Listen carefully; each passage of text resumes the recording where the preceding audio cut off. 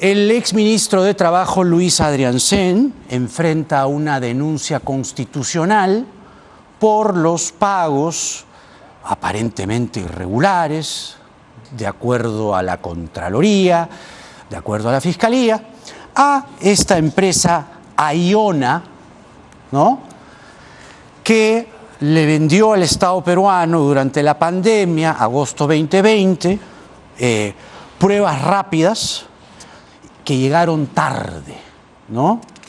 Que llegaron tarde. Imagínense en plena pandemia que eso haya ocurrido. Ocurrió. El pago fue la friolera de 41 millones de soles a la empresa Aionia Technology Corporation SAC, ¿no? El caso lo hemos revisado así a ojo de buen cubero. Todos estamos más o menos al tanto de lo que se trata, ¿no? Aparecieron, de hecho, unos chats donde Adriancén, el entonces ministro de Trabajo, el pago se hizo en febrero de este año, ¿no?, donde el exministro Adriancén prácticamente presionaba, ¿no?, y decía, ya sale el pago. El gerente financiero ponía algunas objeciones y el ministro de Trabajo le dice al jefe de salud, ¿no?, por entonces, el señor Arturo Orellana, que tuvo que salir por el escándalo, ¿no?, que cómo es, que en qué momento sale, este funcionario no puede trabar las cosas. Lo llamativo es que Adriancén no tenía ni 5 días en el cargo y se puso, habiendo tantos problemas en el sector, ¿no?, se puso a ver este tema. Muy bien. Esto que tengo en mis manos es exclusivo. Y se trata de la declaración de la presidenta de la República, Dina Boluarte, sobre el caso de Aionia. Y ustedes van a escuchar aquí cómo la presidenta driblea, ¿no?, las preguntas de la Fiscalía. En otros momentos es colaboradora, ¿no?, dice, ella participa como testigo. Acá está. La declaración recién se puede conocer, pero fue el 26 de marzo de este año a las 9:18 de la mañana en Palacio de Gobierno. La presidenta testificó, ¿no? Participaron la presidenta, la fiscal de la Nación, 2 fiscales adjuntos, ¿no?, el abogado de la presidenta, Máximo Valenzuela. Esto no se ha conocido hasta hoy, esto se va a conocer esta noche, ¿no? Y primero le dicen, por si acaso, presidenta, el caso tiene que ver con su exministro, ¿no? Entonces todavía era ministro. Su ministro, imagínense, su ministro tiene, ¿no?, una investigación, ¿no?, junto al señor Arturo Orellana, jefe de salud. O sea, tanto Adriancén como Orellana estaban en ese momento en sus cargos, ¿no?, porque acababan de pagarle a Aionia. Como presuntos autores del delito contra la administración pública, negociación incompatible o aprovechamiento indebido del cargo, ilícito previsto y sancionado en el artículo 399 del Código Penal en agravio del Estado, y contra Grica Marta Asayac Obeso, apoyo administrativo del despacho presidencial, muy cercana a la presidenta, recordemos, remontémonos a marzo, ¿no?, mes en el que ocurrió esta testificación, esta declaración. Entonces, Grica Asayac está comprometida en la investigación porque participó en reuniones, ¿no?, respecto a este tema. Entonces, entre las varias preguntas generales de ley y todo lo demás, le pregunta la fiscal de la Nación a la presidenta Boluarte: ¿conoce usted a la investigada Grica Marta Asayac Obeso? Sí, la conozco. La conocí en el 2021, en circunstancias de la segunda vuelta electoral. Por el momento no mantengo vínculo con dicha persona. Siguiente pregunta: ¿conoce usted al investigado Arturo Orellana? ¿No? Sí, lo conozco. Personalmente lo conocí, dice la presidenta Dina Boluarte. No recuerdo la fecha, pero ya era presidenta.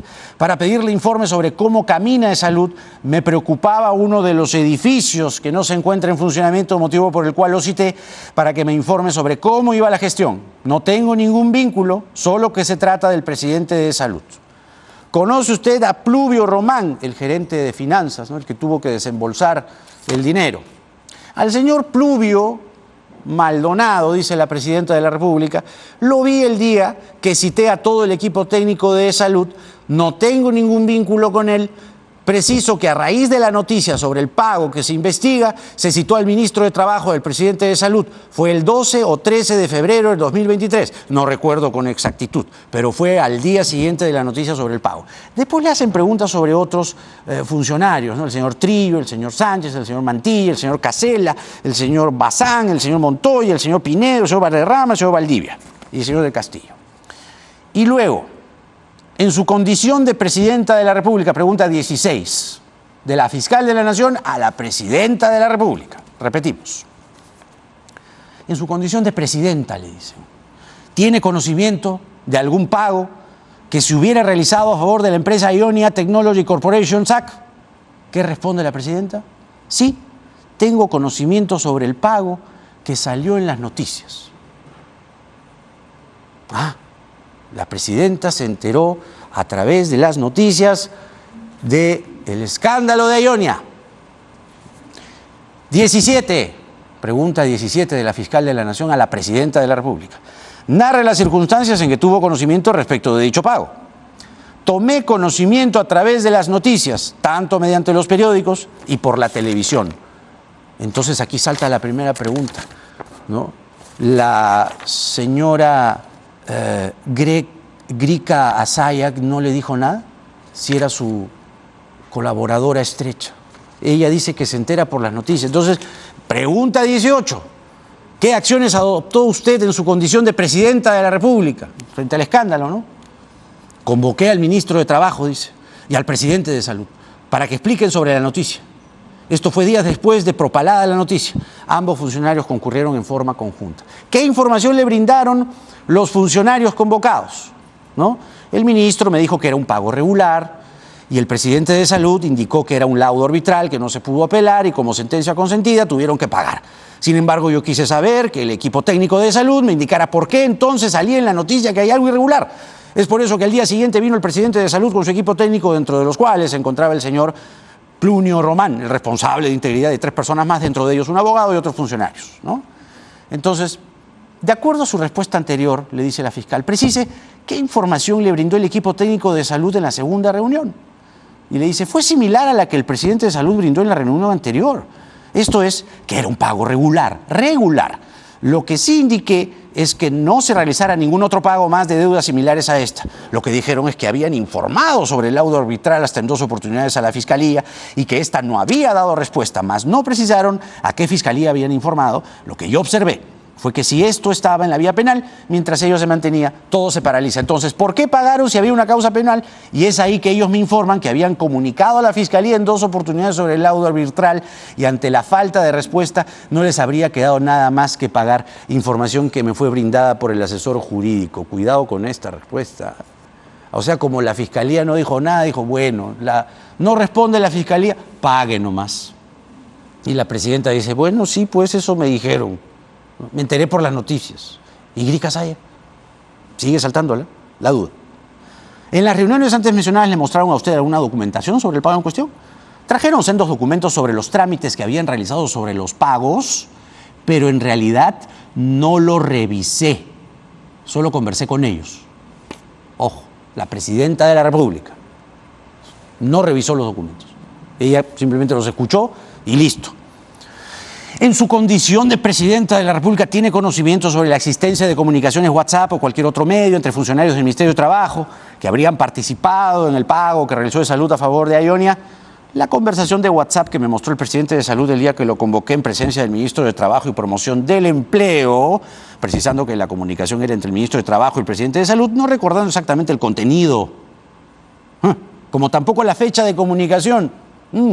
Debo precisar además que la comunicación en mención la vi en el teléfono celular del presidente de Salud. Esto fue en la primera fecha, cuando acudieron solo el ministro y el aludido funcionario de Salud. Es importante mencionar que la comunicación vía WhatsApp solo me la mostraron. Entonces aquí, como les dije, ¿no?, el dribleo, ¿no?, comienza a driblear. ¿Está dentro de las funciones del ministro de Trabajo intervenir en los pagos de salud? No, no está. ¿Pero qué dice la presidenta? Desconozco. Presidenta, desconozco. En todo caso, habría que revisar la reglamentación correspondiente. Vaya, vaya. Vaya, vaya. ¿No? Lo que uno se viene a enterar. ¿Cómo es que se tramitan, se resuelven acciones de gobierno como un pago a una empresa?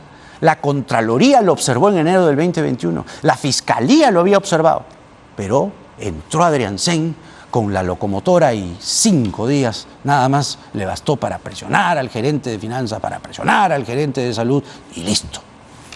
Toma, Ionia, acá está tu pago. Además de las medidas que usted ha mencionado, esto es, las 2 reuniones a las que ha hecho referencia, ¿adoptó alguna otra medida en su condición de presidenta de la República? Le dice la fiscal a la presidenta.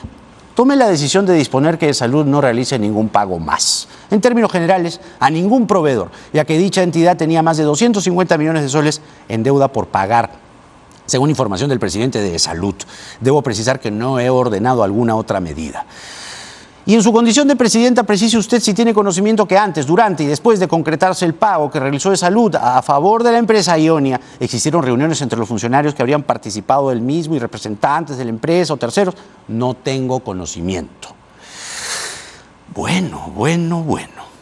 Luego interviene el abogado de la Procuraduría, ¿no?, y le dice, bueno, podría precisar cuáles eran las funciones de Grica Asayac, ¿no? Era apoyar cuando venían las autoridades a reunirse con nosotros, hacerlos ingresar, coordinar con Secretaría General la agenda para ver qué temas íbamos a tratar en las reuniones. Ya pues, uno de los temas que estaban tratando, de acuerdo a la investigación fiscal, es que la señora Grica Asayac estaba enterada de la situación. ¿No se lo informó, presidenta? ¿No se lo informó? No se lo informó. Y tampoco la presidenta se informó, ¿no? Es muy grave. ¿Nos puede precisar si la señorita Asayac podía celebrar reuniones con ministros de Estado o presidentes ejecutivos de otras dependencias de Estado? No. Así nomás. No. ¿Nos puede precisar si en alguna oportunidad la señorita Grica Asayac le trasladó alguna invitación del señor Manuel del Castillo Hernández? No. Y todo es no, ¿no? Dentro de las funciones de la señorita Asayac estaba la de atender problemas de otras instituciones aparte del despacho presidencial. No. Después de haber tomado conocimiento de la noticia criminal, ¿usted le solicitó alguna explicación a la señorita Asayac? De ser así, ¿qué fue lo que ella le precisó al respecto? Buena pregunta. No le solicité ninguna explicación, dijo la presidenta de la República. ¿Nos puede precisar si realizó alguna llamada en febrero al señor Orellana, presidente de Salud, respecto al pago de Ionia? Sí lo llamé para la reunión, pero fue a través de la secretaria. ¿Nos puede precisar por qué se ordenó que no se realizaran otros pagos similares por parte de Salud, teniendo en cuenta que los funcionarios le habían explicado que el pago fue realizado de manera regular? Este pago viene del 2020, ¿sí? 2021 no se pagó, 2022 no se pagó y se paga el 2023. Les dije que este gobierno no iba a realizar pagos de deudas que estén en investigación penal, pero lo hizo. ¿Les dice algo? Que ya hicieron, ¿no? Les he ordenado, dice, les dije que este gobierno no iba a realizar pagos de deudas que estén en investigación penal. Lo hizo. Tremendo. Y así termina, ¿no? ¿Desea agregar algo más? Solamente que una vez terminada la investigación, si la Fiscalía concluye que ha habido algún ilícito, que se individualice a las personas y que sean sancionadas conforme a ley. O sea, a mí no me toquen. Esta es una declaración exclusiva que hemos compartido con ustedes. Ocurrió en marzo de este año. Es la presidenta de la República hablando ante la Fiscalía sobre los irregulares pagos a Ionia. Pagos en los que está envuelto su exministro de Trabajo, Luis Adrián Sen, que ya tiene denuncia constitucional, y el señor Arturo Orellana, presidente de ESalud. ¿Qué hicieron después de que sacaron a Orellana? Pusieron a Rosa Gutiérrez, ¿se acuerdan? O sea, de Guatemala a Guatepeor. Un gobierno que tiene ciertamente muchísimo que explicar. Y esperemos que esta declaración que hemos compartido con ustedes enriquezca al público, a ustedes, ¿no? Les dé más luces sobre cómo se manejó esto. Así. La presidenta no revisó, la presidenta no pidió, la presidenta no profundizó. Simplemente dijo, así es, así es. ¿Pagaron? Pagaron. Bueno, ya no paguen más, ¿ya? Ya pagaron esto, ya no paguen más. Eso es más o menos en síntesis. Un gobierno, les decía, que tiene muchas cosas que explicar, como por ejemplo que coquetee, que guiñe el ojo al buquelismo, tal como hoy no lo ha descartado el premier Alberto Otárola. Para hablar de ello están con nosotros Felipe Castillo, alcalde de Los Olivos, que ha estado presencialmente en El Salvador, que cree firmemente en el buquelismo y en sus estrategias contra la delincuencia, y Mariano González, exministro del Interior. Muchas gracias por estar aquí. Muy buenas noches. Primero quiero invitarlos a escuchar una declaración que ha formulado hoy el presidente del Consejo de Ministros, Alberto Otárola, quien dice que el plan Bukele es algo que podría aplicarse en el Perú, ¿no? Podría. Vamos a escucharlo y lo comentamos, ¿les parece? Adelante. El Salvador es el país que menos delincuencia tiene en América Latina y esa es una realidad. ¿Se podría evaluar una aplicación en algunos métodos como lo está haciendo El Salvador? Se podría, ciertamente se podría, efectivamente. Se podría. ¿Cómo? No sabemos cómo. Usted, señor Castillo, ha estado, entiendo, en El Salvador. Mariano González tiene una posición distinta respecto al buquelismo en el Perú, pero ¿usted por qué cree que el buquelismo puede ser aplicable? La estrategia de Bukele, ¿por qué? ¿Cómo podría ser aplicable en el Perú? Gracias, Jaime. Sí, la realidad en este momento en el país dice que el 80% de la población se siente insegura. Ya. Por lo tanto, creo que el Estado peruano en todos sus componentes tienen que pronunciarse y priorizar el presupuesto en ello. Yo creo que ese es lo más importante, los tres niveles de gobierno, y desde el ámbito local también estamos haciendo los esfuerzos, y por eso que justamente fuimos a visitar hace 2 meses atrás a El Salvador y conocer un poco del plan Bukele, ¿no? Y obviamente hay cuestionamientos que son claros, que tú ni yo vamos a defender. Hay cuestionamientos respecto a violaciones de derechos humanos, pero sí hay cosas rescatables que sí podemos tomar.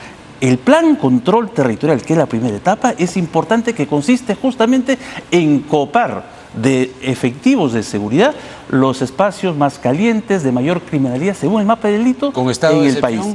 Con un estado de excepción. Por eso yo digo, la receta tradicional hay que dejarla de lado, que el policía, que la Policía Nacional del Perú lo puede todo. Esa receta tradicional, desde que tengo uso de razón, la han aplicado y no ha funcionado. Y ahora, en este momento, la ola delincuencial se ha incrementado más. Hay que buscar experiencias exitosas y tomar las cosas positivas. El plan control territorial, ¿qué consiste? Copar con efectivos de seguridad, Policía Nacional, Serenazgo y Ejército, especialmente Fuerzas Armadas, en las zonas más calientes. Solamente ahí aplicar el plan control territorial, con una sola sencilla razón, que es el control de identidad. Pedir el DNI al transeúnte, a la persona que va a esa zona, para saber a dónde va, con quién se va a reunir, qué tiempo va a permanecer, qué va a hacer. Con esa acción disuasiva vamos a tener un efecto importante. Y eso es parte de eso. Hay que probar recetas nuevas, donde todos podamos incorporarse para poder tener soluciones mucho más efectivas. Hay que probar, la seguridad, dice el alcalde de Los Olivos, el plan control territorial, pero mi pregunta es, ¿cómo sería posible que este plan sea aplicable en el Perú No sé si los fenómenos delincuenciales son los mismos, punto número uno, y yo no sé si el plan podría funcionar con todo lo que el combo Bukele trae, ¿no? Pérdida de derechos, detenciones arbitrarias y jueces sin rostro y todo lo demás. Sin duda es preocupante que en los distintos niveles de gobierno, ¿no? Y en el Estado, sea el local, regional o peor aún, para mí sí es gravísimo, el nivel central, que sin ningún cuidado para con el sistema, no digo cuidado para con las personas o para con quienes pensemos diferente. No, como dice Bukele, no vayas a defender delincuentes. Así es, ¿no? Para con el sistema. El problema es que nuestro sistema no funciona, y no funciona porque no hay liderazgo, no funciona porque la gente que tiene que hacer su tarea no la está haciendo, en primer lugar. Y en segundo lugar, suena muy fácil decir, sí, pues podríase aplicar el plan Bukele y el estado de excepción, ¿no? Y los derechos que se van a vulnerar, ¿no? Y además se tiene decisión, digamos, de intervenir el INPE, se tiene decisión de intervenir el Ministerio Público, se tiene decisión de intervenir el Poder Judicial, se tiene la decisión también para ejercer el poder sin ningún control y para con una sola llamada de teléfono meter preso a tu opositor. O sea, se tiene la capacidad de tener reservas en criptomonedas, se tiene la capacidad de lidiar probablemente con algunos cárteles. O sea, vamos a decir con toda claridad, discúlpame, Jaime, Sí. no se puede ser tan irresponsable y decir, podría ser. Y lamentablemente, quien conduce la política en nuestro país está actuando de manera irresponsable. Bueno, varias cosas ahí que usted podría responder, ¿no? Yo respeto su opinión, no la comparto, y por un tema importante. A ver. Hay que verlo desde la población vulnerable, de aquel que es víctima del delito, del delincuente, del que necesita de su Estado que lo proteja. El 99% de la población no vive del Estado. Es gente que vive de su trabajo, de su emprendimiento diario. Y lo único que quiere es paz y tranquilidad. Y el Estado tiene que darle la respuesta a ellos. Y eso implica, ¿qué cosa? Declarar la guerra a la delincuencia y a la criminalidad organizada y endurecer todas las medidas y toda la política necesaria para generar esa esperanza en la población. Disculpa. Y eso significa, ojo, sin ser irresponsable, sino con un tema bien desarrollado, bien planificado, pero necesitamos justamente entender que esa es la prioridad en este momento, no el tema político, no es el tema de la sospecha. El Estado necesita responder. Necesitamos en este momento darle una respuesta a aquella población. Claro que sí. Necesita otorgarle seguridad, claro que sí. ¿Se puede actuar con mano firme? Claro que sí. Dentro del marco constitucional. Por supuesto. Ya. Nadie ha dicho que vamos a violar el tema del control territorial y otros conceptos más. Eso está en la Constitución. La policía los conoce y los puede ejecutar. Necesita más bien de un respaldo político desde el primer nivel de gobierno para que haga bien su trabajo. Ha habido hace poco más de un mes un viraje en el comportamiento de la policía, en la moral de la policía. El caso del maldito Cris ha sido, creo yo, un antes y un después. Pero lo que no podemos nosotros pretender es desconocer las capacidades que tiene nuestra policía en investigación, en inteligencia, y hace su mejor esfuerzo. Así como hay elementos negativos, también hay muchos policías que hacen bien su trabajo. Pero el problema no es la policía, el problema es que el Estado necesita dar una respuesta a los problemas de inseguridad. Y para ello necesita tener, llámese como se llame, un plan Perú o lo que sea, pero una respuesta a la peruana. Y no se puede estar pretendiendo copiar modelos que definitivamente violan derechos humanos y van contra el propio sistema democrático. Si no hay control, ya sabemos lo que pasó en los 90, ¿no? Y esto puede ser peor. Yo creo que la observación que hace Mariano y otros que no están de acuerdo con la aplicación de un plan Bukele en el Perú tiene que ver con que no solo funciona una parte del plan, sino que el bukelismo tiene todo un andamiaje que uno de sus componentes es el plan de ordenamiento territorial, pero el otro es tomar instituciones, tomar la Corte Suprema, tener mayoría parlamentaria, reelegirse por encima de lo que dicta la Constitución y otros aspectos que son desdeñables desde el punto de vista legal y constitucional. ¿Cómo entonces se aplica, ya que usted ha estado en El Salvador, cómo se aplica en el Perú, cómo sacamos la raíz cuadrada del plan Bukele para aplicarlo al Perú?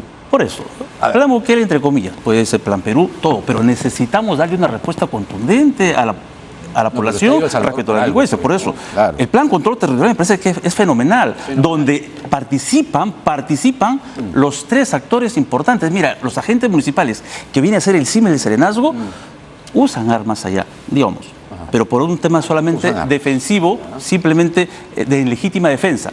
Pero sí trabajan muy cercanamente con la policía y con las Fuerzas Armadas, y las Fuerzas Armadas solamente en las zonas más calientes, de mayor tasa delictiva, ahí es donde participan. Pero sí he visto que es un trabajo articulado, no hay el encono, no hay la envidia, no hay el celo profesional, que a veces sí, en algunos elementos, los he visto en el país. Y eso no es digamos, algo que recién estamos descubriendo, sucede eso. Necesitamos dejar de lado ese celo profesional y incorporar una nueva receta donde todos participemos. La Policía Nacional del Perú, por mandato constitucional, tiene el control del orden interno y eso nadie lo está negando. Es decir, las Fuerzas Armadas pueden participar como apoyo, no van a participar en la detención ni el control de identidad, por supuesto que no, porque eso lo tiene la Policía Nacional del Perú. Pero sí, en las zonas más calientes, de mayor tasa delictiva, las Fuerzas Armadas pueden participar como, digamos, un apoyo, reforzando la seguridad. Por supuesto que sí. Por ahí me dijeron, no, ya se hizo este experimento en el Callao, pero en el Callao se aplicó en toda la jurisdicción. Yo hablo de zonas establecidas donde hay mayor tasa delictiva.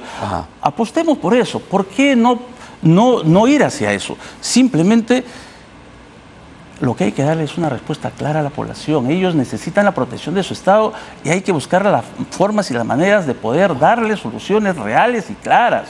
No simplemente sentarnos en una mesa a discutir y al final sacar conclusiones estériles que al final no van a dar ni una solución. Yo creo que necesitamos darle una respuesta clara. Mariano tiene su posición, yo respeto, pero igual, muy aparte de eso, es bueno con un sentido propositivo intercambiar ideas y llegar a un consenso, que estamos haciendo, y a un plan Perú, como él lo plantea, está bien, sí, pero, a la peruana, pero sí tenemos que...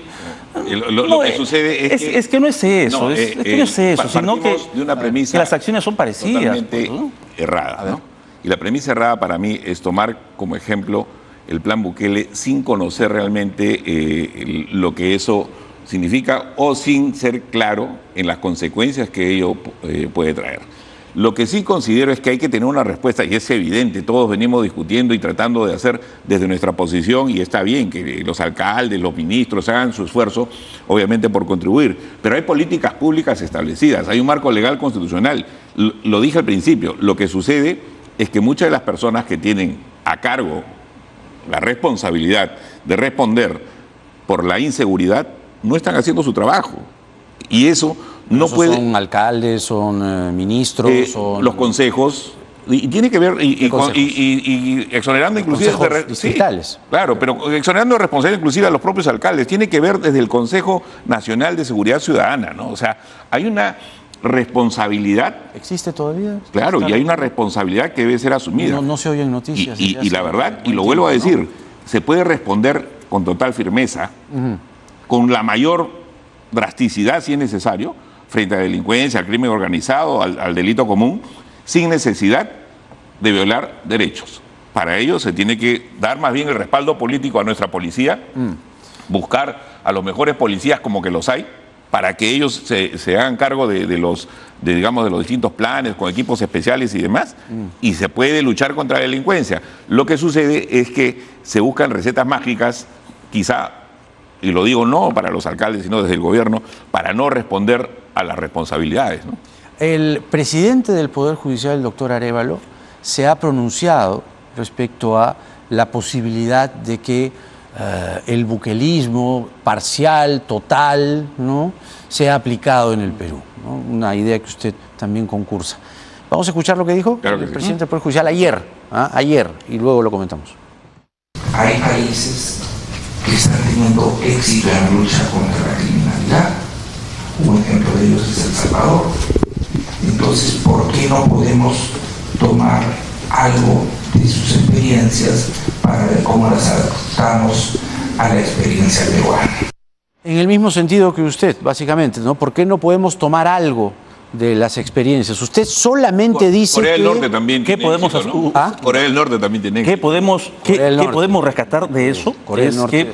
Por ejemplo, en los delitos de flagrancia, el gran problema ahorita es que el 98% de los delincuentes que son capturados en flagrancia terminan en las calles, nuevamente delinquiendo, sembrando más terror, sembrando... ¿Y por quién?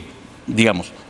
Pero ahí hay, por eso, y hay que buscar cuál es el gran problema ahí. Obviamente los operadores de justicia, digamos, pero no porque ellos pretendan hacer eso, sino que no tienen las herramientas. Nuestra propuesta, por ejemplo, y que también está establecido en el plan Bukele, digamos, por decirlo así, pero no necesariamente eso, sino eso es simplemente raciocinio. Pasar de 2 días de 40, sí, por supuesto, de 48 horas, el periodo de investigación a 2 semanas o a 1 semana, para que el fiscal pueda tener el tiempo suficiente y completar una carpeta fiscal y pueda solicitar la detención preliminar. Ese es el gran problema, que al final el esfuerzo que hace la policía, es el serenazgo en retener y luego en detener la Policía Nacional del Perú, terminan en las calles nuevamente los delincuentes. ¿Qué hacemos ahí? Jaime, me sorprende, por ejemplo, que, con todo respeto, el presidente del Poder Judicial evoque a Bukele cuando el primer poder del Estado vulnerado en El Salvador fue el Poder Judicial, ¿no? O sea, no sé, voy a tratar de ser lo más delicado posible. No sé si esa parte de la historia no se la han contado o qué, ¿no? Bukele solamente tiene que levantar el teléfono y se dan las detenciones. O sea, hay un control total desde la Presidencia de la República. Los alcaldes, los ministros, Poder Judicial, Ministerio Público, Policía, Fuerzas Armadas están supeditadas a la voluntad de una sola persona. Si eso es lo que se pretende, hay que ser claros también y estamos preparados para, ya sabemos lo que tenemos que hacer, ¿no? Pero eso suena pues a una... Yo venía a plantear soluciones o plantear posibilidades de soluciones, ¿no? Se plantean y para eso existe... Esa es la idea, pues, para es lo que estamos, digamos, mirando todo, ¿no? Jaime, todo el para eso bukelismo, ¿no? Reflexionando con lo que ha dicho el presidente del Poder Judicial. Yo creo que se refiere a lo que es los delitos en flagrancia. ¿Cómo actuar para que los delincuentes no terminen nuevamente en las calles cometiendo más delitos y generando sembrando el terror? Yo creo que pasa por eso, por verificar y por evaluar y por cambiar la norma en ese sentido, de darles un tiempo mayor para su periodo de investigación y para que podamos tener además, el fiscal con una carpeta fiscal completa y pueda solicitar la detención preliminar, ¿no? Sometida, prensa una prensa sometida. Claro. ¿Y por qué? Porque el principal elemento del plan Bukele, en general para el Estado, no solo en el tema de seguridad, no sé si los defensores del plan Bukele tienen conocimiento de ello, no es ni siquiera el control territorial. El principal componente del plan Bukele es el plan comunicacional. Es un plan de los medios convencionales, ¿no? Radio, televisión, prensa escrita, de los medios alternativos y sobre todo un plan, digamos, de las redes sociales, ¿no? El TikTok, Twitter o X. Es muy activo, ¿no? Bukele. Pero claro, entonces, las redes. Entonces el tema, para mí, simplemente creo que es un plan que lamentablemente pues solamente se conoce el hecho de que sí, los maras han sido detenidos y esto, pero no se conoce la contracara de este problema, ¿no? Porque es un problema más que una solución. Entonces, sí necesitamos atender con la mayor mano firme los problemas de inseguridad. Y eso es responsabilidad del Estado, justamente de darle respuesta a la inseguridad en beneficio de todos los ciudadanos y ciudadanas del país. Claro que sí, pero lo que no se puede hacer es vulnerar el propio sistema democrático. Otro tema que también se debería poner en discusión y debatir es la profesionalización del serenazgo. También he visto posiciones diferentes. Armarlos. Distintas. Profesionalizar. Ya, pero es decir, ¿qué significa? ¿Qué significa Vayamos al detalle. justamente poder hacer una carrera pública, digamos, ¿no? Ya. Es decir, con su tiempo de servicio ir ganando, digamos... Pero profesionalizarlos para poder justamente... darles armamento. No necesariamente. Ahora tienen medios de defensa, pero plomo, digamos, pues, ¿no? como en El Salvador. Mira, pues. Lo que necesitamos es tener serenos preparados, formados, entrenados para evitar que cometan errores, que cometan, digamos, problemas. Mire nomás lo de ATE. Pero por eso. Yo no sé, madre mía, si esos serenos hubiesen tenido armamento hoy. Necesitamos ¿no? profesionalizarlos. Que pasen desde un agente municipal, que pasen por cabo 1, cabo 2, sargento, hasta comandante. Pero necesitamos justamente hacer cosas diferentes que de alguna u otra forma puedan tener resultados. Mira, yo entiendo a Mariano en el sentido de que la policía lo puede todo, Pero mira, yo tengo... No, la policía no lo puede todo. Desde que tengo Está uso de haciendo lo que razón, puede, más desde bien. que tengo uso de razón, ha habido estos problemas. Y ahora mucho más. Y no ha habido solución. Necesitamos darle solución. Es decir, Bukele. la idea, no necesariamente Bukele, es digamos, una frase... Pero usted ha ido es allá, una frase pues. para poder Usted ha ido allá y ha recogido decirles que nosotros sí la queremos que se ideología, priorice la la seguridad ciudadana estrategia. en el país, desde el gobierno nacional que tienen Usted sabe, por ejemplo, que tienen que se las puede armas o las herramientas iniciar necesarias. un ¿no? proceso con una sola llamada, Por eso. sin necesidad Te que venga repito, el abogado, te repito, sin necesidad que Te haya repito, testigos. tomar las Ya está. cosas, Con jueces tomar sin las cosas positivas, las cosas que se podrían tomar. ¿Qué es el plan control territorial? Yo sé que Mariano habla en general de todo el plan Bukele, con lo cual también yo no estoy de acuerdo que es, por ejemplo, en el tema carcelario, y lo tengo clarísimo. Ni tú, ni yo, ni Mariano van a defender violación de derechos humanos, y eso lo tengo claro. Pero sí hay cosas que se pueden tomar, que se pueden replicar, buscando lo que quiere la población. ¿Qué quiere la población en este momento? Paz y tranquilidad. Y el no, Estado lo pero tiene que eso dar. no hay ninguna duda. Pero por Pero es que eso lo queremos todos, ¿no? necesitamos, pero por eso, necesitamos debatir esas propuestas, esas soluciones, y no, digamos, elucubrar o generar, digamos, Lo más cercano teorías a paranoicas, Perú sería Taurumala, ¿no? que al final, digamos, no conducen a nada. Es decir, Mariano, y creo que nosotros tenemos una gran responsabilidad. La responsabilidad con el país en este momento, que está viviendo una situación muy difícil, muy complicada, con una ola Creo que eso delincuencial, nadie lo con una duda. criminalidad Creo que organizada eso está a tal nivel que casi coincidimos más del todos. 80% El tema de la no es el población qué, el tema es el cómo. se siente indefensa, se siente Y usted víctima del postula delincuente. Y tenemos que hacer cree algo. que se puede aplicar una Y lo digo eso estrategia a lo porque yo Bukele. desde el ámbito municipal, por más pequeños esfuerzos que podamos tener, son insuficientes. Aquí tiene que tomarse medidas a nivel del gobierno central para que sea transversal para todo el país. Así es. Y eso es importante. Y las medidas por que eso se te digo, tomen, si las puede medidas que ser se tomen. plan Perú, perfecto, pero hagámoslo. Las Tenemos medidas que que tomar se tomen. medidas y endurecer las normas y las leyes para que el Las- delincuente termine en las medidas que en se las tomen. rejas tras la cárcel y no nuevamente en las calles, cometiendo más delitos, sembrando más terror, sembrando más zozobra y generando incertidumbre. Las medidas en el que se país. tomen desde el gobierno, desde la máxima autoridad del Estado, tienen que ser siempre dentro del marco constitucional, dentro del Estado de Derecho. Eso nadie lo está Y discutiendo. si en Yo la creo todo dentro doctrina, del marco si en la doctrina constitucional. ya existe el término de control territorial, habrá que aplicarlo de mejor manera. Pero hay una diferencia abismal entre decir apliquemos el plan o parte del plan Bukele. En concreto, es inaceptable para cualquier demócrata pensar en la mínima posibilidad de hacer una réplica acondicionada, corregida.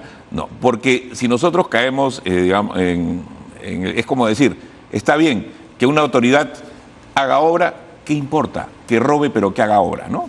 O sea, no ¿Eso es podemos, más o menos? no podemos para caer, nada. discúlpame, Sí, sí, no sí, podemos sí. caer en un simplismo, en una actitud tan simple de decir hay que coger lo bueno, porque lamentablemente el plan es un paquete y ese paquete es un paquete antidemocrático.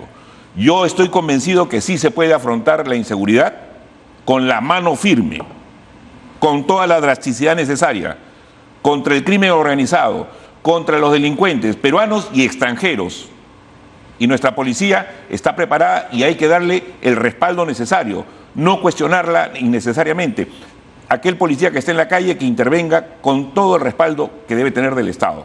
Pero lo que no podemos pretender es hacer un plan en contra del orden democrático. O sea, el tema Eso está es claro. que Si acá Bukele, nadie ha hablado de violar Bukele la rompe, Constitución, digamos, es más, líneas, yo soy ¿no? congresista de la Cruza República banderas y rojas, y me he desarrollado dentro del marco constitucional, constitucional como ¿no? corresponde. Es decir, eso es lo que está claro. Pero cuando usted estuvo en El Salvador, notó eso. Notó que habían Por eso, ¿no? lo que factores, yo he dicho, hechos, y dicho y sido bien cruces claro. Hay cosas de positivas fronteras que se constitucionales. pueden tomar de eso. El plan control territorial que Es que eso no digamos, existe acá. pero no, digamos, también se ha aplicado, pero no se ha aplicado de la mejor forma, que es justamente aplicando el mapa de delito en las zonas más calientes, de tal forma porque si tú quieres aplicarlo en todo un territorio mucho más amplio, no hay logística, pues no hay Pero los es un recursos plan humanos necesarios. Bukele pues descafeinado, ¿no? No está completo, no va a tener el éxito, le van a decir que usted simplemente ha querido emular Lo que una he mala querido copia y de lo que Bukele, ¿no? quiero y voy a seguir insistiendo desde 2-3 meses atrás es que llamar a la atención, como hay los proyectos de ley declarativos en el Congreso de la República para llamar a la atención. Nosotros queremos llamar la atención de toda la población, especialmente de los actores nacionales que toman decisiones en el país, de endurecer, porque como te digo, desde el gobierno local es insuficiente. Usted que ha estado en El Salvador, ¿cree, si aquí viene un Bukele, ¿no? Que es más o menos lo que algunos añoran, que aquí venga un Bukele, ¿usted cree que podría tener un municipio independiente? ¿Usted cree que podría gobernar con las condiciones Yo que soy gobierna un actualmente? demócrata, eso sí te lo puedo decir, Jaime. No, yo no soy he un puesto en duda demócrata eso. Yo le he hecho una a carta pregunta cabal. concreta. ¿Usted Pero podría, sí usted cree que también podría necesitamos ejercer funciones ediles con un Bukele aquí en el Perú? ¿Usted cree que lo podría hacer? Bueno, en ninguna parte del mundo gobiernos autoritarios van a permitir justamente Bueno, una entonces libre creo que ya expresión. estamos como y ahí sí estamos claros. Por eso digo, Creo que nos yo estamos entendiendo. no defiendo, y como te he dicho de un inicio, ni tú, ni Mariano, ni yo vamos a defender cuestionamientos respecto a violación de derechos humanos. Eso está clarísimo. Por eso, ¿qué trae usted, Pero Salvador? sí te digo, hay que tomar cosas positivas. El plan control territorial para mí es importante y que no solamente se aplica ahí, también se ha aplicado acá, pero creo que no lo han aplicado de la mejor forma. La profesionalización del serenazgo me parece que también es estupendo para poder, digamos, tener serenos formados, capacitados, entrenados y no cometan errores. ¿Qué más? El tema de lo que son los delitos en flagrancia. Incrementar, digamos, el periodo de investigación preliminar para que el delincuente capturado en flagrancia no termine en las calles, sino en la cárcel, de 2 días a 1 semana o 2 semanas. Esas son cosas positivas. Que la policía también participe en la investigación también. Me parece que es interesante. Es decir, esas cosas, ese paquete, Pero eso ya no es, pues, debería, pero no se pone en nuevo práctica o no se pone en práctica de la mejor forma. Entonces, yo como autoridad local lo que estoy haciendo es llamando la atención, porque necesitamos darle una respuesta, pero desde el gobierno local no lo vamos a hacer. Tiene que ser desde el gobierno nacional, porque los esfuerzos locales quedan en saco roto para tener decisiones y para tener soluciones es desde el gobierno central. Y por eso es importante que desde el nivel central del Estado, del gobierno central, tenga la capacidad y el liderazgo necesario para poder atender los principales problemas del país. Y uno de los principales problemas del país es la inseguridad. Así como nos preocupa el crecimiento económico, nos preocupa también la inseguridad. Y la única forma que tiene el Estado peruano es dentro del marco constitucional y atendiendo y respondiendo por cada política pública aprobada, ¿ya? Y diseñada justamente para atender determinados sectores. Y en seguridad existen políticas públicas ya aprobadas. A ver, ha pasado algo hoy hablando del gobierno nacional. Como hemos escuchado hace un momento, el premier Otárola dice que se podría aplicar un plan a lo Bukele en el Perú. Se podría. Ha dejado la pelota picando.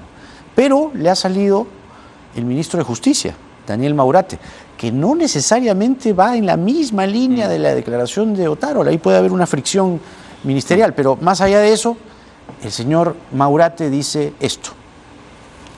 En el país no estamos aplicando el modelo de El Salvador, ¿no? Pero se puede aplicar, digamos. He escuchado comentarios sobre eso. En realidad, nosotros tenemos un propio modelo. Nosotros estamos intentando, y la próxima semana vamos a lanzar un modelo importante, un modelo peruano, que básicamente trata de salvar a los jóvenes más bien de que ingresen a las cárceles.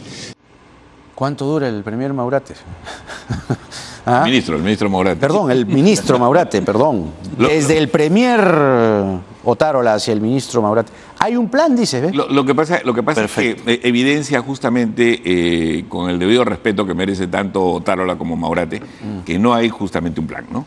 O que si hay un plan, todavía está... Claro, si el premier baraja un plan y dice se podría, se podría... Y además el ministro dice, sí hay un plan. Y nos dice el premier que queremos una policía cercana a la comunidad. O sea, y yo escucho, digamos, esa parte del discurso y más bien parece que nos está hablando de participación ciudadana, de una policía totalmente compenetrada con el ciudadano, cuando el modelo Bukele es totalmente contrario a ello, ¿no? Y lo que dice Maurate, sí, pues es verdad, ¿no? O sea, estamos obligados a construir un propio modelo de acuerdo a nuestro orden constitucional, ¿no? Bueno, al final considero que es una frase, pero al final en el cuerpo del modelo hay que estructurarlo, y eso implica justamente todas estas cosas que he mencionado, que creo es importante. De repente lo digo desde un gobierno local, pero sí creo que es necesario darle una respuesta contundente, un mensaje contundente a la delincuencia y a la criminalidad organizada, de que el ¿A lo Bukele Estado o no? peruano... ¿Cuánto de la Bukele? guerra. Perdone que insista, ¿no? Pero es que sí genera Bueno, una cierta preocupación entiendo tener... No, pero me entiende, ¿no? O sea, Lo que yo te digo, un gobernante hay que tomar las cosas... toma la Suprema, toma las instituciones, toma el Pero Congreso, no estamos toma hablando los de eso. medios. Yo no estoy hablando de eso. Usted ha ido allá, Moisés, pues. Pero no estoy hablando Por de algo eso. ha ido Yo usted. estoy hablando del No creo tema que ha ido para criticarlo de a seguridad Bukele. ciudadana, es decir, en el sentido de que se pueden tomar cosas positivas e incorporarlo a nuestro propio modelo. No hay ningún problema. El Plan Perú, modelo Perú, pero hay que hacer algo. Jaime, hay que hacer Totalmente algo. de acuerdo, pero hay que hacerlo dentro de los siento cánones que se arman constitucionales, mesas de diálogo, pero al final... Pero hemos dicho varias cosas interesantes, ¿no? Quedan en nada, y eso me da pena. Y eso Bueno, acá no se toman decisiones de gobierno, me genera ¿no? frustración, me genera... Puede servir de influencia para es que tú los como gobiernos, ¿no? líder de opinión, obviamente tú influyes mucho en la población y también nuestras autoridades, al menos como recomendación, es importante también tu mensaje y es importante tu opinión. Por eso te digo, Gracias por eso, me pero gustaría no tomamos escucharte decisiones, digamos. en ese sentido, sí. Sí, hay me que está poner escuchando. mano dura, Estoy hay que poner, preocupado digamos, que darle una respuesta a la tenga como delincuencia referencia organizada. a un Hay que- gobernante autoritario. No. Eso es. Y Estoy Jaime, altamente preocupado. Lo digo Jaime, así. Y por nuestro lado, creemos que es necesario Mientras tanto- atender el problema de la inseguridad, sí. Entonces, disolver. Sí, pero lo que no Ya vamos a pasamos por permitir eso. jamás es que se vulneren las instituciones. Y así, como creemos nosotros firmemente en el Mientras respeto a los tanto, derechos humanos, nuestra creemos población también que hay que más cuidar vulnerable, a nuestra policía, nuestra a nuestras población Fuerzas Armadas, y a víctima todas de la las delincuencia, instituciones, porque las más atentar contra la desfavorecidas, institucionalidad nuestra puede población ser es gravísimo. No vamos a solucionar un problema Más pretendiendo disminuidas. destruir la poca institucionalidad democrática las nos que queda. menos tienen van a seguir esperando de su Estado una gran respuesta y van a seguir viviendo en zozobra y con el terror de que mañana, tarde o noche, en cualquier momento los asalten, les roben su celular o los asesinen. Y eso, O mejor Bukele. y eso es lo que va a suceder. Venga la solución, no, entonces. No. Yo entiendo tu sarcasmo, Jaime. No, es que usted está creando una premisa pero no está bien, para que no luego está bien diga, acá está la que solución, ¿no? Trates, Por eso. o se trate de poner dos temas Ajá. que de alguna u otra forma...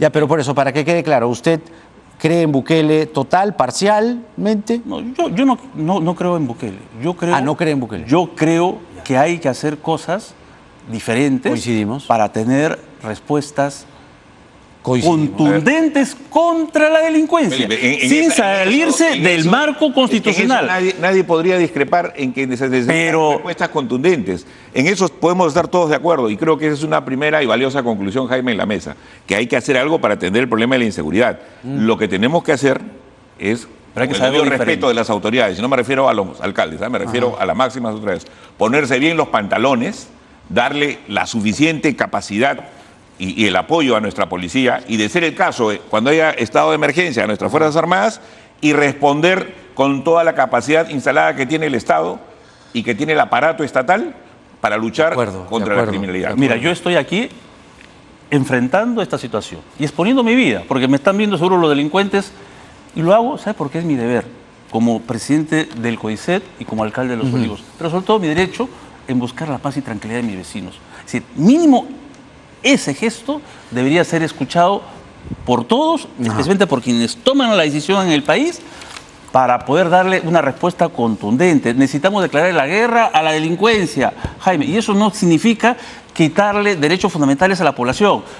No significa ser autoritario, sino solamente ser firme dentro del marco constitucional. Jaime, y en contraposición a ello, también dejar bien claro que el ser respetuoso de los derechos humanos, el creer en el sistema democrático, no implica ser tibio. Yo puedo garantizar ya que el día que nos toque representar o actuar frente al Estado, lo haré con la mayor mano firme. Y eso no implica para nada ser consecuente con nada. Felipe Castillo, alcalde de Los Olivos, Mariano González, ministro del Interior, un tema que sin duda genera en un sector expectativa, atención, como es Bukele, pero también desde otro sector, cuidando que no nos salgamos de los márgenes democráticos, que es la idea. Gracias a los dos por estar aquí.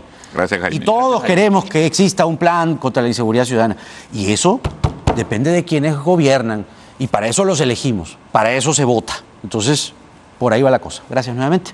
Gracias. Vamos a hacer la pausa y regresamos con otro caso que nosotros hemos comentado en estos días, muy grave, por cierto, el caso de los operadores de la reconstrucción, ¿no? Donde sale mencionado Guillermo Bermejo, pero bueno, no está implicado en una investigación.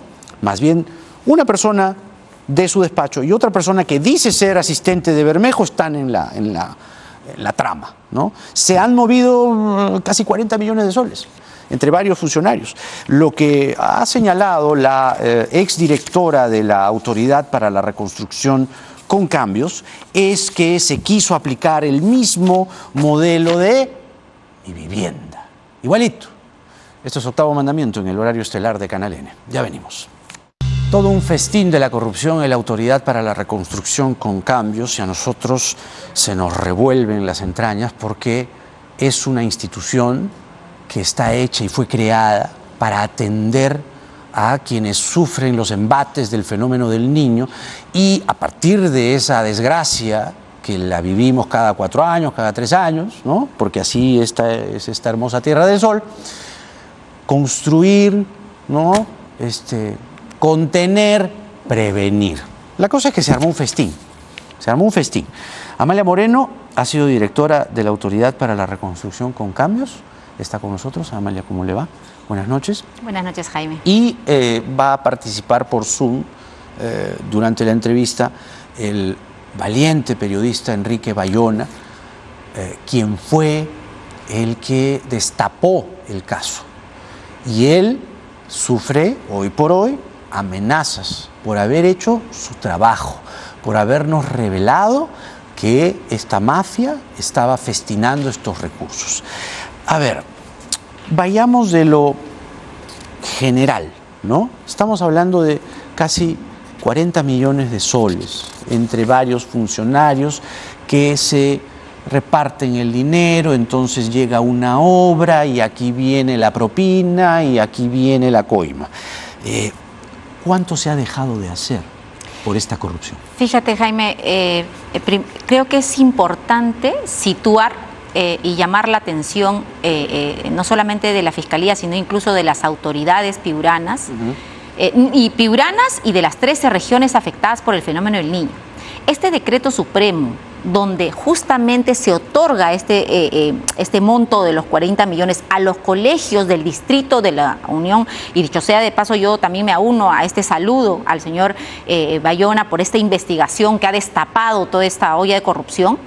Este decreto supremo, ¿sabes cuántos procesos, o sea, cuántas transferencias contiene? 245, para 245 intervenciones. Lo que ha salido a la luz... 245 transferencias.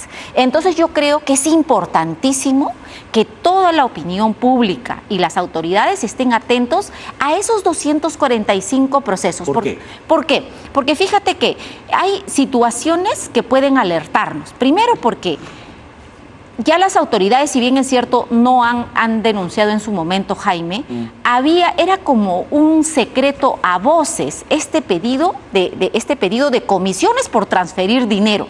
O sea, eso inmediatamente a mi salida empiezan estas transferencias, que era un derecho de cada población, y ya las autoridades me comentaban, no lo han denunciado, como te digo, pero me comentaban que había este pedido de presupuesto, y por eso yo diría que habría que revisar, por ejemplo, ¿no? ¿Qué empresas ganaron en esos procesos y si esas empresas se repiten en estos procesos? Porque ese es un modus operandi no solo del Ministerio de Vivienda, sino de muchas otras autoridades y muchos, digamos, otros proyectos donde han habido actos de corrupción. Uno jala el hilo de saber qué empresa está contratando, se repite y ahí encuentras tú. Cuando usted dice 245 transferencias, específicamente se refiere a 245 tomos de la corrupción en el caso de la reconstrucción con cambios. ¿Eso es lo que usted está diciendo? En un solo decreto supremo habían 245 obras a las que se les ha transferido. ¿Cuándo fue eso? Eso fue cuando ingresó, más o menos creo que fue en noviembre del año 2022 con el señor López. Ajá. Y este señor López, como ya hemos dado cuenta, era el recomendado de Castillo. Así es. López quería ser presidente de Sedapal. Le pedía a Heiner Alvarado, por favor, yo tengo la expertise. Y Castillo, bueno, se lo creía, ¿no? Castillo decía, bueno, ponlo pues Heiner de presidente de Sedapal. Y resultaba que no, Ahora, ¿es posible establecer para usted, a partir de estas transferencias, a partir de estos desvíos y de esta corrupción, con López al medio, que esto haya podido llegar a las más altas esferas del gobierno de entonces? Yo creo que sí, porque, bueno, hay estas declaraciones que ya, ya son públicas también respecto a este pedido del ex premier, ¿no?, de armar una caja para, digamos, para la defensa del presidente Castillo. Y además de eso, también siempre han habido comentarios hacia mi salida, Jaime. Acuérdate que se dio en una situación en la que era ya común desmantelar la gestión pública. Es decir, muchos técnicos empezamos a salir para poder, digamos, asignar a otros profesionales que no necesariamente tenían la experiencia suficiente. Entonces, en ese interín, el comentario era que los puestos se vendían. O sea que cada puesto, digamos, si alguien quería reemplazarme a mí, por ejemplo, tenía que pagar para ocupar ese puesto. Pero usted la sacan para que entre López. Para que entre el señor López. Y López pero después además, haciendo caja para defender a Castillo. Claro, y el señor López, como decía, yo creo que el Ministerio de Vivienda fue como vamos a decir, como un centro de entrenamiento, ¿no? Estuvo un tiempo ahí en el Ministerio de Vivienda, luego pasa al Ministerio de Agricultura y da el salto de garrocha hacia la Autoridad para la Reconstrucción. O sea, la misma trama, el mismo guión, el mismo modus operandi, como dice usted. Y vuelvo a insistir, ¿no? Que a ver, vamos a lo particular.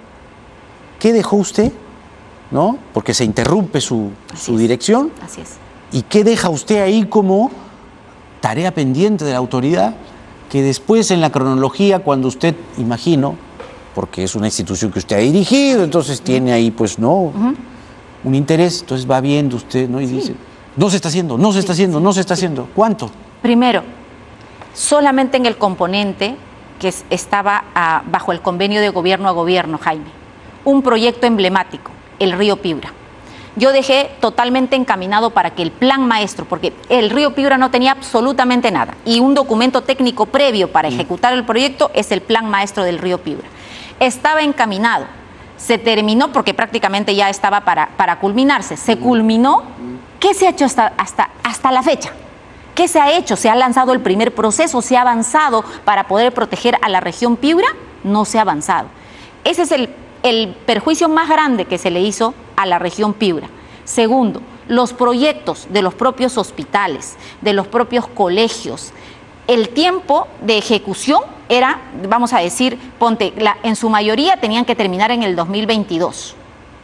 Ya estamos, hospitales y colegios. ¿no? Hospitales y colegios. Hospitales y colegios. ¿No se hicieron? Ya. No, porque hasta ahora siguen entregando hospitales. ¿Y sabes por qué pasa eso?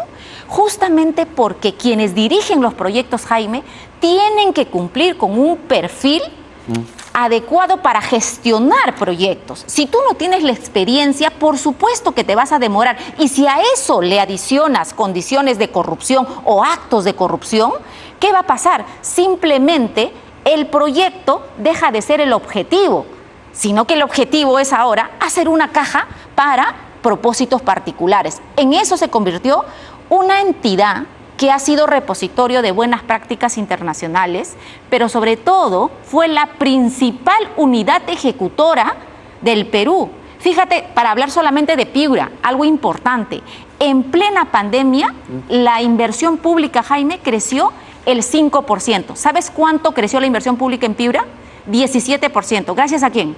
A la Autoridad para la Reconstrucción con Cambios, porque éramos un equipo que venía de Lima 2019, de los Juegos Panamericanos, que quisimos replicar todo y hemos trabajado con mucho compromiso. El presidente Castillo, como lo he dicho siempre, tenía el derecho de poner a alguien de su confianza. ¿Cómo no? El director ejecutivo no de es esta reemplazable, manera, pues. pero tiene que poner a alguien Y de no- iguales o mejores cualidades con para ese dirigir. nivel, digo, nivel de expertise, nivel profesional, nivel de funcionario. Vamos a entablar diálogo ahora sí con Enrique Bayona, que es el periodista de Las Palmeras TV, valiente, que Así ha es. denunciado todo este tinglado. Y por eso, el otro día, han baleado su carro. No vamos a decir dónde está Enrique, evidentemente. Buenas noches, Enrique. Un saludo a la distancia. Buenas noches, Jaime. Muchísimas gracias por la oportunidad. Eso, decía que habían baleado tu carro ¿cuándo ha sido esto? El pasado 12 de junio, Jaime. 12 de junio. Así es. ¿En qué circunstancias fue esto? Mira, nosotros estábamos realizando investigaciones relacionadas a reconstrucción con cambios que vinculaban a congresistas. En una de ellas estábamos buscando información respecto a una vinculación que había entre el señor Ronald Ramírez Guerra, integrante del que ahora se denomina esta organización criminal Los Operadores de la Reconstrucción, con el actual alcalde de La Unión, el señor Percy Amunaque. Sí, aparecen los diálogos. Claro que sí. Repartiendo plata. El día 12, con el actual alcalde, el que reparte la plata es el anterior alcalde. El Perdóname, el anterior, tienes razón. Sí, entonces el actual alcalde tenía unas reuniones con él, ¿no? Y le había brindado un servicio. El día 12 de junio hicimos una cuarta publicación respecto a esa investigación, a las 5 de la tarde aproximadamente. Y el mismo día 12, a las 8 de la noche, dispararon contra el vehículo de mi familia, el vehículo que nosotros usamos. ¿No lograste fuera de mi identificar? casa. ¿No pudiste ver? Hay cámaras de seguridad que identificaron, digamos así, las imágenes. Le hemos alcanzado a la policía y eso está en investigación. Y tú como, digamos, buen periodista, como sabueso, investigador, ¿tienes algunas pistas de por dónde va? Porque, digamos, a ver, te has metido con la mafia de Castillo, ¿no? Claramente, esto podemos advertirlo como mafia, ¿no? Que en un nivel, ¿no?, local, en un nivel de gobierno, sí, de gobierno local, se establecen esta clase de componendas. ¿Tienes alguna pista?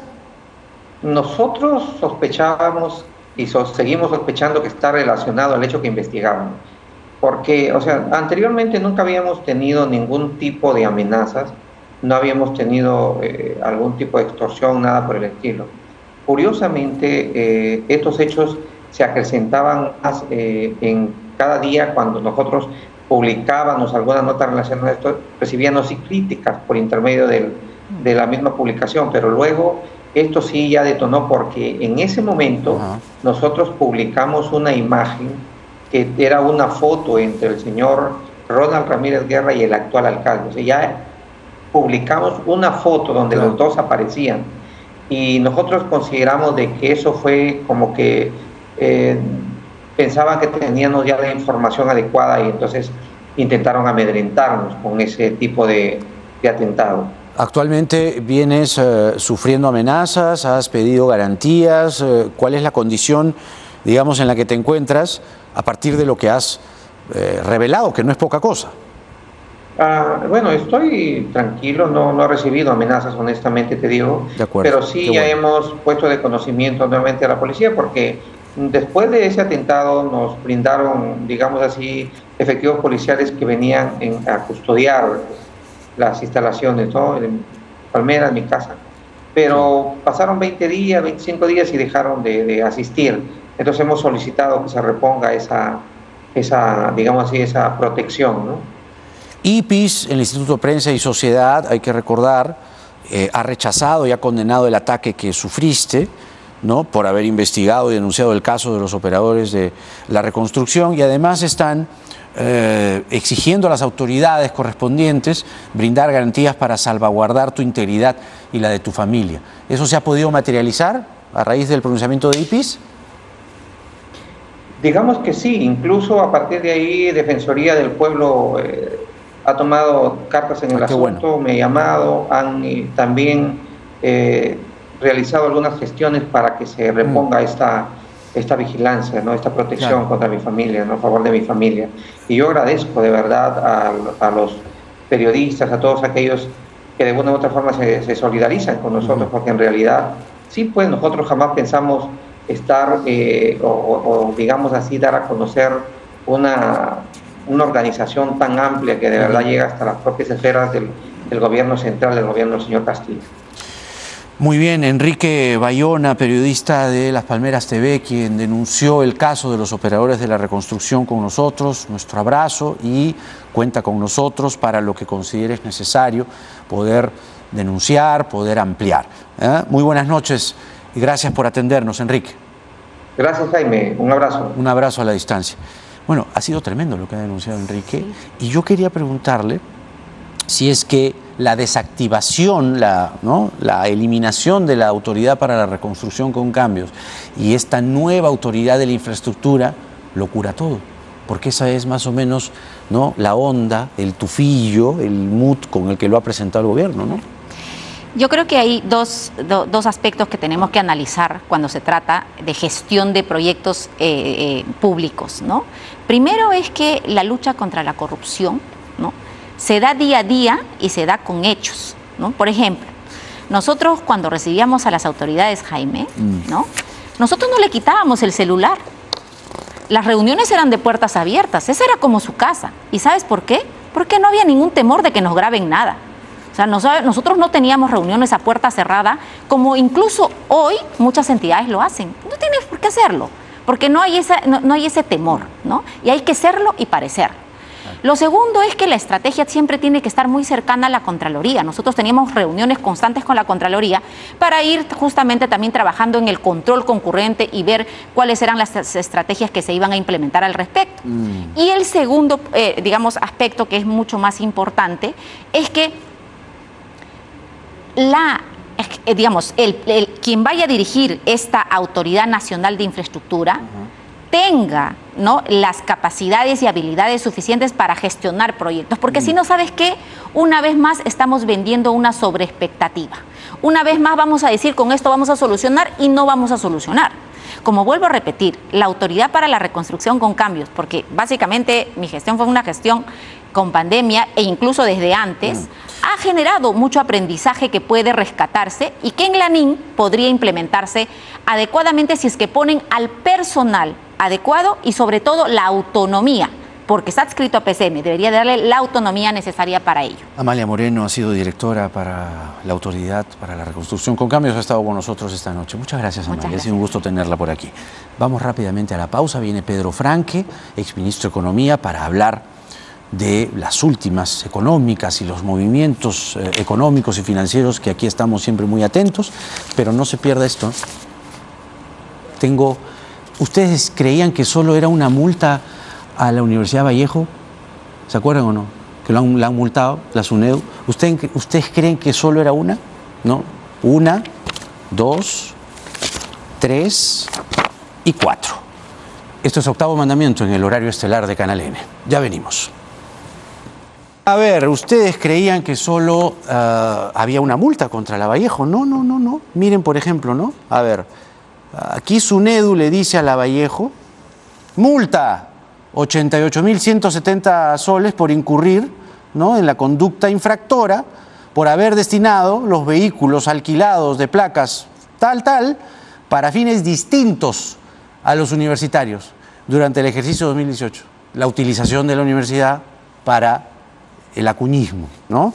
Entonces ahí le clavaron 88.000 soles. Todo esto se puede impugnar, ¿no? Pero sí es interesante ver cómo habría dado uso no universitario a 2 vehículos alquilados de placas C8W967, D7B780, en tanto fueron destinados a actividades proselitistas del partido político APP durante el 2018. ¡Qué vergüenza!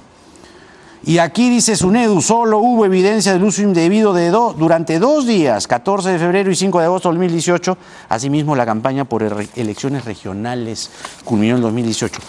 Pero esta es una.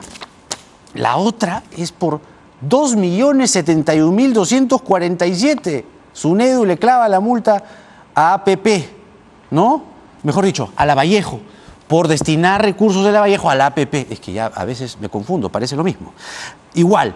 Ahora asignaron 2 inmuebles a favor del señor César Acuña Peralta entre el 2017 y el 2019 para fines distintos a los universitarios. O sea, la utilización de la universidad para, ¿no?, el partido. Incurrir en gastos para la construcción de un campo deportivo por un total de 6.840.644 en un predio de propiedad del señor César Acuña Peralta entre 2015 y 2019 para fines distintos a los universitarios. 3. Otra multa.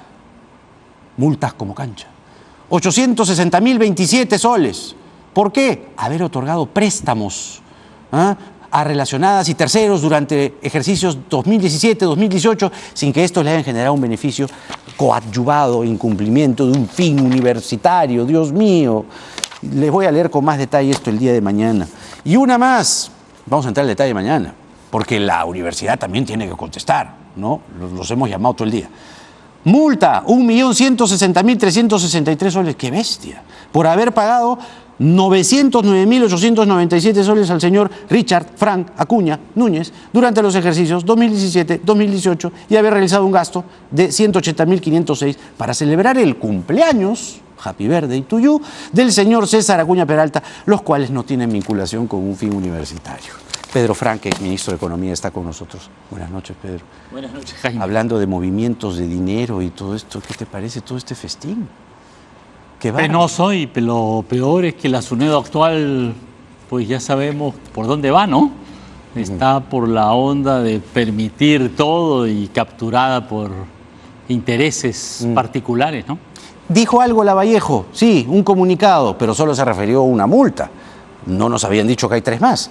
Queremos hacer de conocimiento que la Universidad Vallejo solicitará el recurso de reconsideración e impugnación en la decisión tomada por SUNEDU sanción que nos imputan. Es importante mencionar que no hemos incurrido en falta alguna. Bueno, SUNEDU dice que sí, ya que en todos los casos se han adjuntado los documentos que sustentan nuestra posición. Precisiones y detalles se trabajan desde el área legal. Lima, 21 de agosto del 2023. Ahí está la respuesta de la universidad. Pero lo que queremos es que alguien de la universidad venga, pues, ¿no? Vamos a los temas que nos convocan, querido Pedro, porque... A ver, yo siempre trato de explicarle a la gente, con mucha paciencia, que cuando queremos proyectar un crecimiento para este año, no es como que una mera cifra de la loto, es en realidad la cifra del crecimiento económico te explica múltiples sectores de la economía peruana y te da un margen de poder proyectar cómo es que los sectores más golpeados por el Niño, pesquería, agricultura y otros, cómo pueden, digamos, virar de esta situación, ¿no? Hay 2 lados en la proyección del crecimiento del PBI, ¿no? Uno es el sectorial, ¿no? Y este año es muy diverso, ¿no? La minería ha tenido un muy buen desempeño, tiene un crecimiento, me parece, hasta ahora como del 18%, me parece. Según he visto cifras, es la que sostiene la economía ahorita, así ¿no? es, pero la agricultura está ligeramente en negativo, pero la industria está como -8%, -10%, la construcción en -5%. Entonces, sobre todo los sectores agricultura, donde trabaja mucha gente, me parece un sector crítico, y luego industria y construcción, que es el centro del empleo urbano y del mercado interno, son los que están muy afectados. Y hay otra explicación en el lado del crecimiento que le llaman por el lado del gasto, se le llama técnicamente, que es ver el consumo y la inversión, ¿no? Como los grandes agregados macroeconómicos. Y la inversión, bueno, este año ya sabemos que se proyectó originalmente 0, pero está claramente la inversión privada, ahora está proyectada en -7%. La inversión pública en julio, que supuestamente la inversión pública iba a mejorar, pero en julio está en -13%, me parece. La de julio. Scotiabank dice que la actividad económica habría empezado a mostrar mejoría desde julio. Bueno, pero el último dato que acaba de salir, el de inversión pública, no muestra ninguna mejora, muestra una caída fuerte. ¿De la inversión pública? Datos Scotiabank, dice, el Departamento de Estudios Económicos del Scotiabank. Sí, bueno, hay múltiples indicadores para todos los gustos y en realidad muchas veces las autoridades económicas siempre son bastante optimista, digamos, ¿no es cierto? Ven el futuro más rosado. Pero yo creo que el tema fundamental aquí es reconocer que hay un problema y que hay que buscarle una alternativa. ¿Cuál es el porque problema? el problema de decir, porque la economía está parada, pues no hay claro. crecimiento, el empleo no está creciendo, la gente no está mejorando sus condiciones de vida, hay un problema real. Se ha discutido que si es recesión, no es recesión, yo creo que sí, pero más allá del término, el asunto es, Claro, mira... no creo que nos debemos entretener en el término, ¿no? Claro, si la construcción ¿Qué cayó, hacemos? si la construcción cayó 5%, eso quiere decir pues 20.000 empleos menos en Lima. ¿Te das cuenta? 20.000 empleos menos, eso, ¿no? Si la industria cayó en 8%, eso significa un montón de gente que no está La trabajando. industria peruana está cayó trabajando. 6,1% en el primer semestre del año, En el- según la Sociedad Nacional de Industria. Así es, por supuesto, los datos son negativos, fuertemente negativos, ¿ah?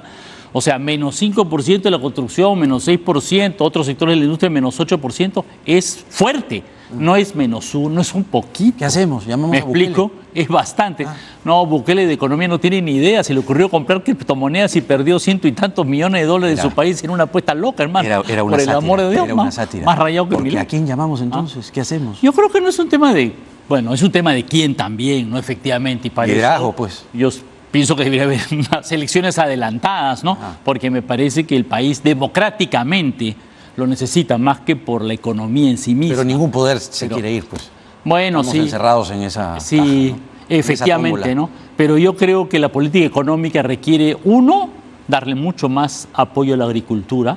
La agricultura está muy golpeada, no solo por el niño, también por el alza de los precios de los fertilizantes. Se viene una nueva situación climática claramente crítica. Hay zonas de sequía en el sur y me parece que ahí no está habiendo una respuesta de apoyo. No se ve al Ministerio de Agricultura por ningún lado. Me parece que el sector de la agricultura familiar está muy abandonado.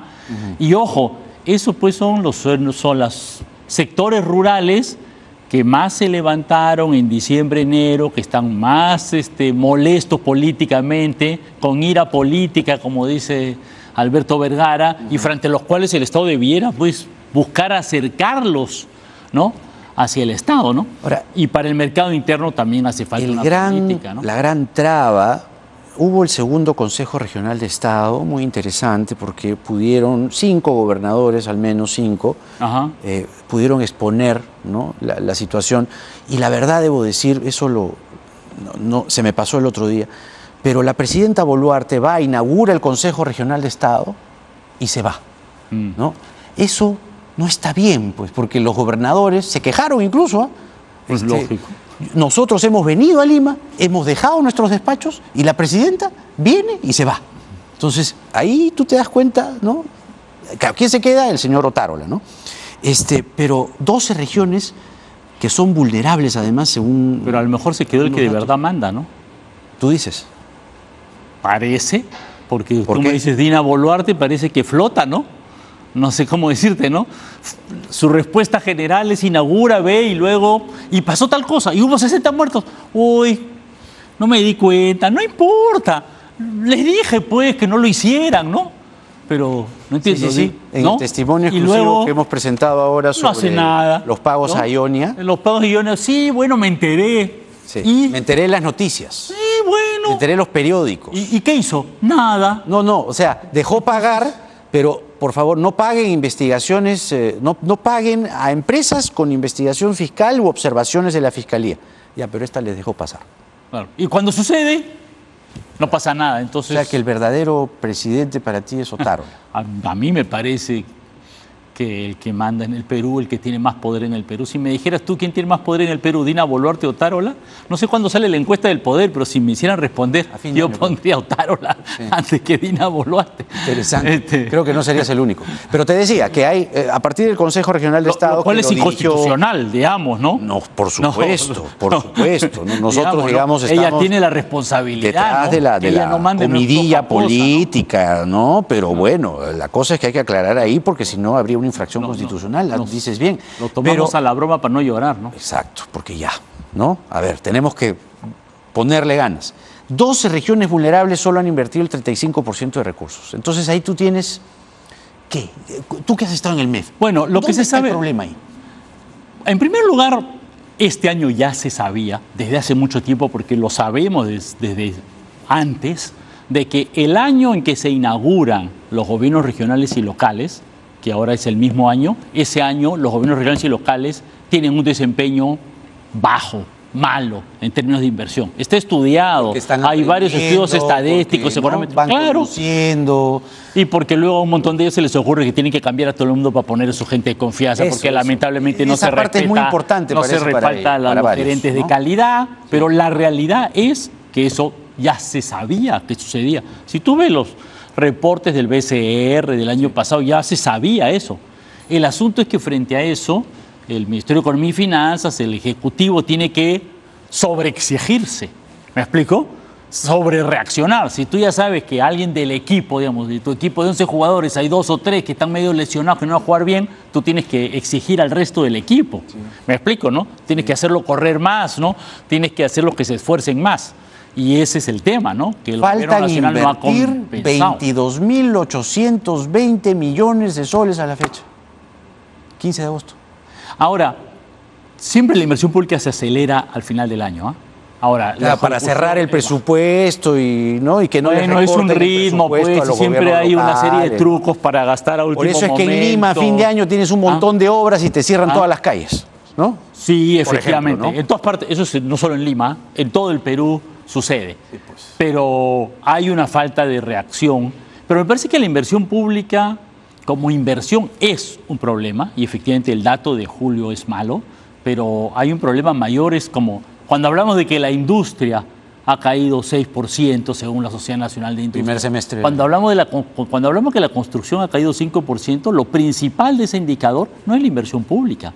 Lo principal de ese indicador es la construcción privada, es la construcción de edificios, es la autoconstrucción de la gente. Esa es la mayor parte del sector construcción, el sector vivienda. Claro. Cuando estamos hablando de industria, estamos hablando de la producción de ropa, de la producción de calzado, de la producción de alimentos, de la producción de bebidas, de la producción de maquinaria.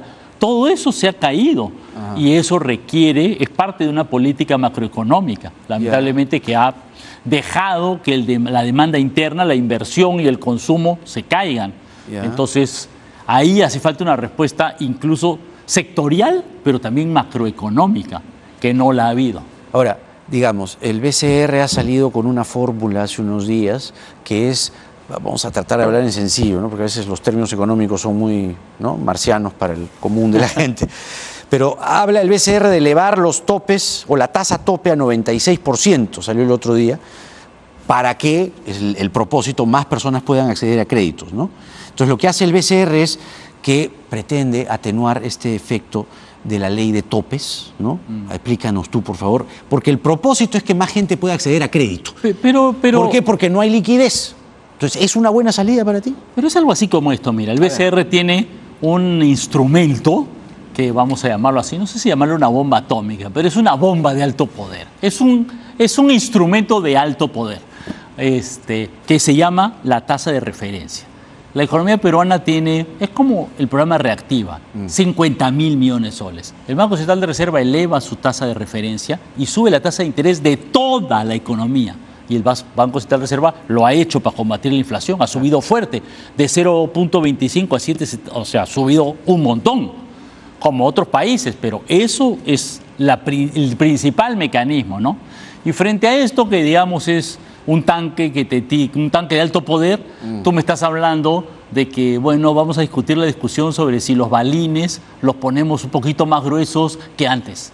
Mira, no sé si vale la pena, si los balines más gruesos son más importantes que los más chiquitos y si dispara 2 o 3 al mismo tiempo. ¿Qué andamos discutiendo balines? Si lo Creo que el propósito del BCR es, digamos, que más gente acceda a créditos. Yo no sé si está bien que más gente acceda a créditos. Hay una discusión ahí sobre, efectivamente, cuánto una tasa más libre permite a otra gente, y yo sí creo que hay un problema porque mucha gente no se da cuenta del costo que significa el crédito. He oído a gente que de repente hoy estaba usando mi tarjeta de crédito y recién ahora me estoy dando cuenta que me están cobrando 50%.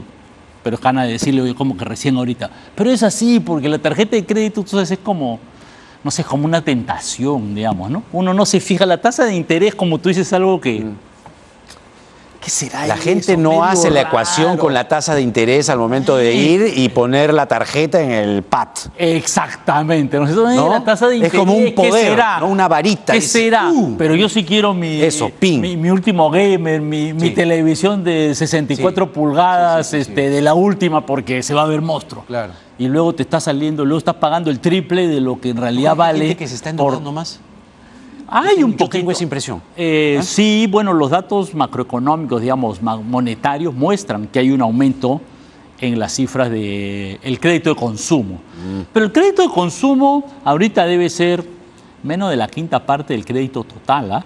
Hay el crédito hipotecario y hay el crédito empresarial. Bueno, es que Y el monto de un crédito de empresarial consumo muy pues, grande. es ¿Te das así cuenta, con no? respecto a un crédito hipotecario que es asá. Pues, ¿no? Y un crédito empresarial que No, es no, eso ya asasá. es No sé si asasá. me explico. Así es, claro, Efectivamente. claro. Así es. Y entonces, y eso es lo que se ha encarecido un montón. Y eso es lo que está frenando la inversión en general. Y eso es lo que está frenando la economía con una tasa de interés muy alta. Y al mismo tiempo, una situación fiscal que no está ayudando, ¿no? Entonces ahí tenemos una situación macroeconómica en la cual la demanda está caída. Y si a eso suman las expectativas, me explico que la gente tiene expectativas bajas, entonces... Claro. la Uruguay situación nos un está poco- pisando los talones en calificación crediticia. ¿Tú habías visto esto? No, la verdad que no. Según Moody's. Uruguay es un país pequeño y Chiquito, seguramente sí, facilito, pero ¿no? ha tenido mucha estabilidad macroeconómica y buen manejo macroeconómico durante muchos años. Lo que pasa es que Perú Es es un más país de fácil de 30 gobernar. millones y eso es un país Es un de 2 país millones, de mucho 3 más fácil de millones, gobernar, entonces es, ¿no? digamos, como la comparación es un poco... Ahora, que nos es un pise país- los talones es un en país calificación pequeño, ¿no? crediticia, ¿tú crees que Sí, nos digamos, tiene ¿no? que preocupar o no? No. No. Yo creo que nosotros nos tenemos que preocupar de nosotros mismos, ¿no? Más que... O sea, la comparación es interesante, Chile. O sea, sí es verdad, el crecimiento económico peruano de este año que se dijo iba a ser de los primeros de Latinoamérica, no va a ser de los primeros, va a ser de los últimos. Siempre compararse te ayuda a mirarte a ti mismo, pero lo importante es mirarte a ti mismo, ¿no? La cuestión no es ganar a los demás, sino que los peruanos estemos mejor, ¿no? Pedro Ese Frank es el ha sido objetivo, ¿no? ministro de Economía y ha estado con nosotros esta noche. Gracias, Pedro. Ha sido un gusto. Hasta la próxima. Encantado, Jaime. Y esto fue Octavo Mandamiento en el horario estelar de Canal N, que prosigue a continuación con Mundos Paralelos. Muy buenas noches.